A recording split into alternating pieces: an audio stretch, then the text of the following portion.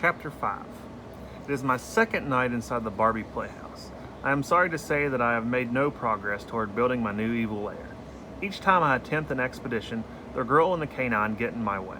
But this time will be different, for I shall wait for darkness, then as soon as everyone has fallen asleep, I will make my escape. Whilst I wait, I decide to redecorate. These pink walls irk me to my core.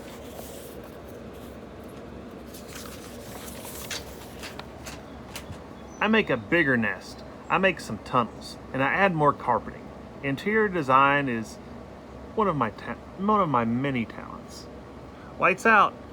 Please, please, please let me read a little bit more. You know the rules, it's time for sleep, sweetie. What's Gizmo doing over there? He likes to build things with toilet paper rolls. He's so silly. Night, Mom. Night, Dad. She called me Dad. As soon as the adult humans leave the room, I step onto the balcony, watching and waiting for the little girl to fall asleep. She is tucked deep into her nest.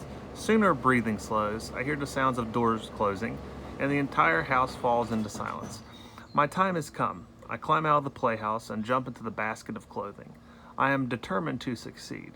Royal domination cannot begin without a new evil lair. You may be curious, dear reader, about my old evil lair. It was hidden behind a machine called Maytag dryer. It was warm back there with lots of lint balls for nest making, and evil geniuses need to take at least 5 naps a day, so a comfortable nest is one of the most important parts of a lair. The site also provided plenty of privacy for writing letters to Guinevere. Guinevere is a tricolored, long-haired cavy who lived across the aisle from me at Swampy's pet shop. Oh, how I loved watching her waddle on her wheel. A true athlete, a waddling champion. One day, whilst Guinevere was in the middle of a training session, Elliot came to the pet shop and offered to be my human servant. As he carried me away, I called out to Guinevere, "When I rule the world, you shall be my queen." I have been writing letters to her ever since so that she knows my plans are underway. I employ a flock of carrier pigeons for delivery of these letters.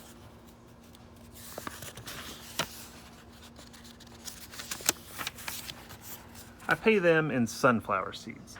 One day, Guinevere and I shall waddle side by side in a glorious world where cavies roam free and where all humans serve us. But until that day, I have work to accomplish.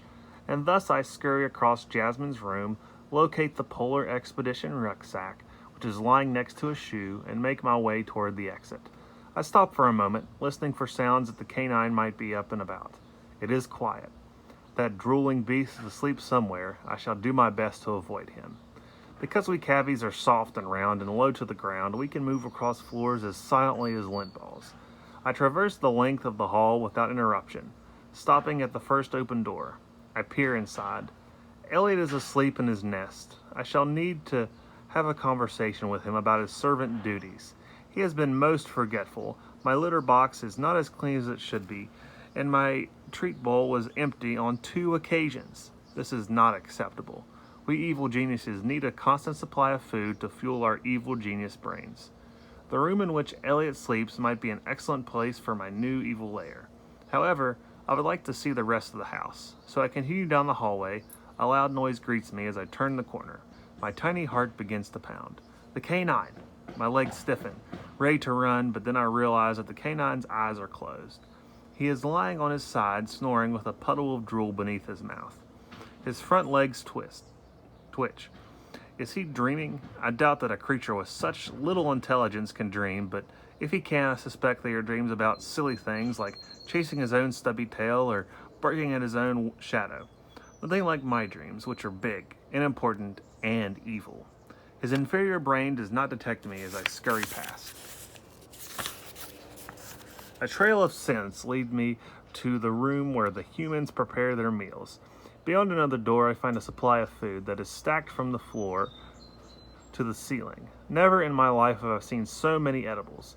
And there, on the first shelf, I spy boxes of cereal, one of the most wondrous of foods. It will be easy for me to reach them. We cavies have very strong legs, and mine are extra strong, thanks to Guinevere. She inspires me to work out on my wheel.